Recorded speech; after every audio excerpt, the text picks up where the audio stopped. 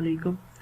पिछली वीडियो में हमने इस प्रोजेक्ट का इंट्रोडक्शन देखा था, तो इस वीडियो में हम देखेंगे कि हम इसमें कौन कौन से प्लगइन यूज़ करेंगे या कौन से एडिटर का यूज़ करेंगे, किस किस सॉफ्टवेयर का यूज़ करेंगे, कौन कौन से फोल्डर बनाएंगे, कहाँ से पिक्चर लेंगे। ठीक है, ये सब आज इस वीडियो में बात करेंगे।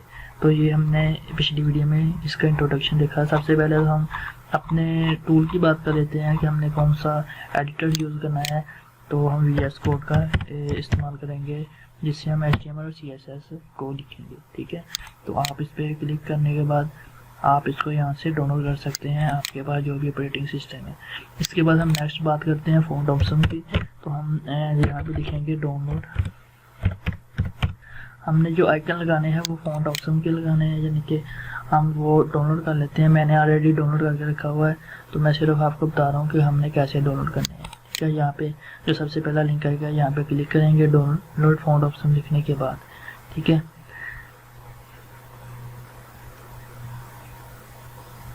तो ये हमारे सामने वेबसाइट आ गई है फ़ॉन्ट ऑप्शन लेटेस्ट यानी कि 6 वर्जन ये। ठीक है, तो यहाँ से भी आप चेंज कर सकते हैं अगर। ठीक है, तो ये वेब के लिए है, तो ये डेस्कटॉप के लिए। डेस्कटॉप के लिए हम जो एप्लीकेशन बनाते हैं उनके लिए हमने ये वाला डाउनलोड करना है।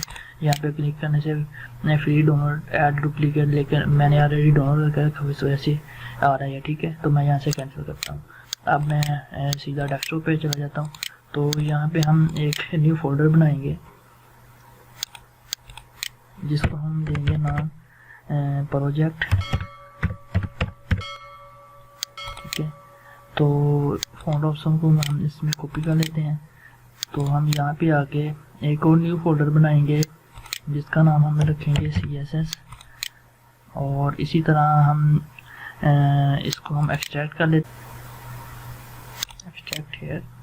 ठीक है, तो इसको हम डिलीट कर देते हैं, ये अब हमारे काम की नहीं चीज़। यहाँ से हम इसको रीनेम कर सकते हैं अगर आप करना चाहें। ठीक है, हम इतना लिख लेते हैं, इसको CSS में पेश कर देंगे। ठीक है, ये हमारा काम हो गया। इसके बाद हमने एक फोल्डर बनाना है इमेजेस, वो हम अपने जो प्रोजेक्ट बनाया हुआ है हमने ऑलरेडी यहाँ से इमेजेस को कॉपी करके ले आते हैं।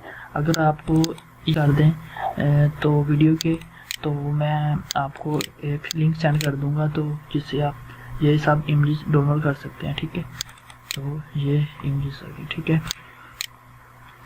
इसके बाद नेक्स्ट जो हमारा काम है, हमने ओपन विद कोड करना है, या आप डायरेक्ट VS कोड को ओपन करके वहाँ से ये बना सकते हैं। ठीक है, राइट क्लिक करने के बाद। ठीक है, तो ये हमारा CSS का फोल्डर, जिसमें हमने फ़ॉन्ट ऑप्शन और ये सारे फ़ॉन्ट ऑप्शन की फाइलें आ रही हैं, और ये हमारे इमेजेस का। ठीक है, हम क्या करेंगे, CSS पे क्लिक करेंगे, यहाँ पे करेंगे और यहाँ पे लिखेंगे स्टाइल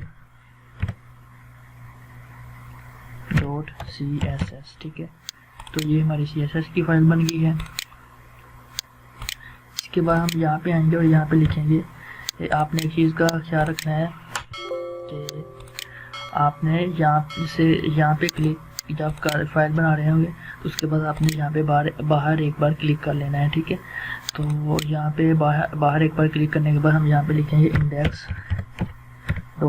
index.html, और ये हमारा जो बेसिक स्ट्रक्चर है वो कंप्लीट हो गया है। यहाँ पे हम लिखते हैं कोड है, और ये हमने लिख लिया। यहाँ पे हम लिंक करते हैं, लिंक टैग लेंगे, यानी कि ./CSS style.css को लिंक करेंगे और चेक कर लेते हैं कि ये क्या लिंक होगी।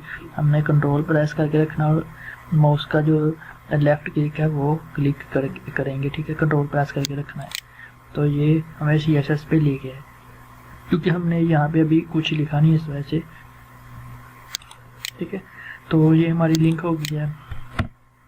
इसके बाद हमने फ़ॉन्ट ऑप्शन को लिंक करना है, जो हमने आइकन वगैरह यूज़ करने हैं। ./CSS में जाएंगे और फ़ॉन्ट ऑप्शन में जाएंगे, और यहाँ पे CSS का फोल्डर उसमें जाएंगे, all.css की फाइल को एक्सेस कर लेंगे। ठीक है, तो ये हमारा इतना काम हो। इसको भी चेक करने के लिए कंट्रोल और लेफ़्ट क्लिक करेंगे, तो ये हमारे पास फाइल ओपन होगी, मतलब ये यानी कि एक लिंक हो गई है। ठीक है, तो अब हम नेक्स्ट वीडियो में इंशाल्लाह बकायदा अपने प्रोजेक्ट को स्टार्ट करेंगे। तो प्लीज़ मेरे चैनल को सब्सक्राइब करें।